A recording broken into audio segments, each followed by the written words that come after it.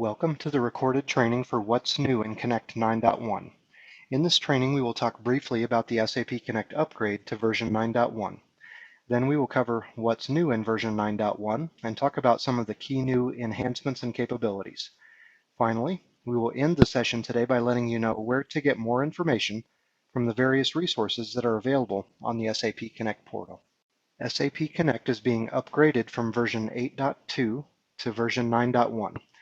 Version 9.1 has a familiar user interface, along with some nice enhancements and improvements. This is an image of an SAP Connect meeting room on version 9.1.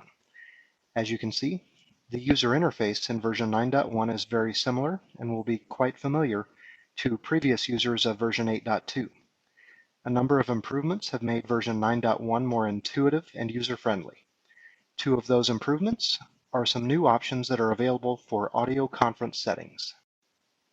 To view or change these options, go to the Meeting menu, select Preferences, then select Audio Conference.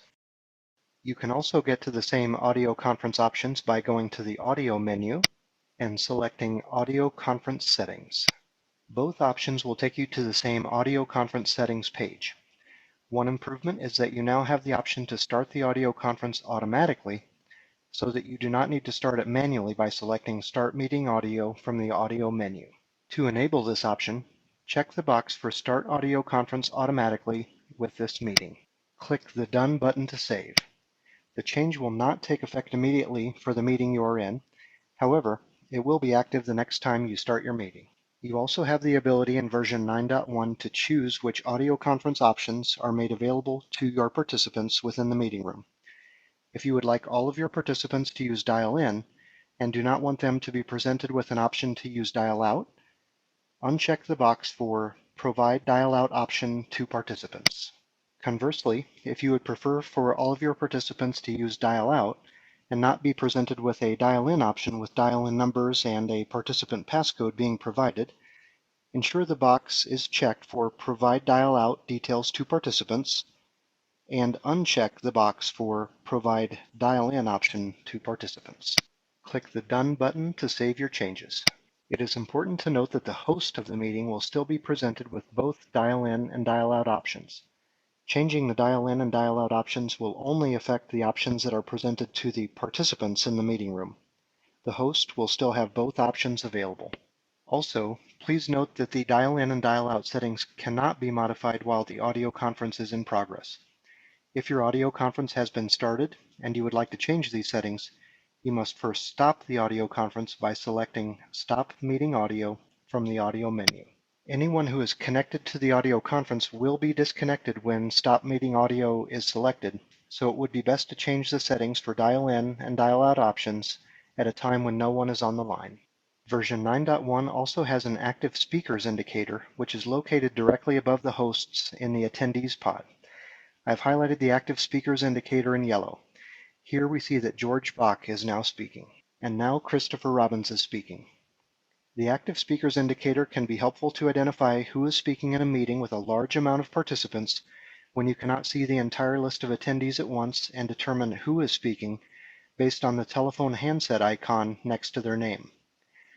It's also a useful feature to identify who is speaking when you're meeting with a new group of people and do not recognize all of the voices. The active speakers indicator can also be extremely helpful in a situation where someone is introducing background noise or hold music into your meeting. After identifying whose line is causing the noise by using the active speakers indicator, you can then mute that person's line by mousing over their name in the attendee list and selecting Mute Attendee, which will mute that person's line and eliminate the noise. There are also some new options available in version 9.1 for using webcam video in the video pod. To see these options, go to the Meeting menu, select Preferences, then select Video. A widescreen 16:9 ratio for video is now available in addition to the standard 4:3 ratio. You can choose to enable a feature that will add a highlight around the video frame of the active speaker by selecting Highlight Active Speakers. You can also select Disable Webcam Preview, which will eliminate the video preview step and start sharing your webcam video instantly when you click the Start My Webcam button. Click the Done button to save your changes. For those of you that do recorded meetings, you will notice that version 9.1 introduces an ability to pause your recording. In the Record Meeting box below the red Recording button in the upper right corner of the meeting room, a new Pause Recording option is now available. To pause your recording, simply select Pause Recording in the Record Meeting box, or select Pause Recording from the meeting menu. When you are ready to begin recording again, select Resume Recording in the Record Meeting box, or select Resume Recording from the meeting menu. Pausing and resuming your recording will avoid multiple recordings being created, as is the case when you stop recording and then start recording again. It's also possible in version 9.1 to passcode protect a public recording. To access your recordings, go to the SAP Connect portal and click on the Manage Account dropdown. Then select My Adobe Connect Meeting Rooms. A separate browser window will be launched with the Adobe Connect Meeting Management site. Click Meetings. Click on the name of the meeting room where your recording was made, then click the Recordings link to see a list of all recordings done in that meeting room. Check the box next to the recording you want to make public. Click the Access Type button, then select Public. After selecting Public, you will see that a Set Passcode box appears. Check the box next to Set Passcode, type in a 4 to 12 character passcode, and click the Save button. The recording is now set to public, meaning anyone who has the replay URL can view it, but they will be required to enter their correct passcode in order to view it in this case, since you have set a passcode for the recording.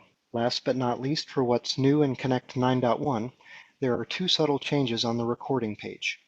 First, the Make Public and Make Private buttons have been replaced by the Access Type button, as we saw when changing a recording to public and setting a passcode. Second, the links next to a recording for Make Offline and Edit have been replaced by the Actions dropdown. When you select Actions, you will now see the Edit Recording and Make FLV options appearing here. The functionality for editing a recording and making an offline copy, now called Make FLV, remain the same. It is only how you initiate these options that has changed. As our final agenda item today, we would like to let you know where you can get additional information about SAP Connect and using version 9.1. A wide variety of information is available on the SAP Connect portal at sap.mymeetingroom.com. In the left navigation under FAQs, you will see the top 5 user questions. Click on the All Frequently Asked Questions link to view all of the FAQs in various categories. There are some good ideas available in the Tips and Tricks area. A number of brief tutorial videos on specific topics are available via the Tutorials link. The FAQs, Tips and Tricks, and tutorial videos are all updated to reflect information for version 9.1. If you should need additional assistance, there are different methods of contacting the PGi support team available in the Contact Support section. You can initiate a live chat session with an agent via the Live Chat button, get a phone number or email address for contacting the PGi support team in your region via the Call Support button, click on the Support Ticket button to initiate a trouble ticket, or provide some valuable feedback to the account team via the Feedback button. This concludes our training session for today. Thank you very much for your time and attention.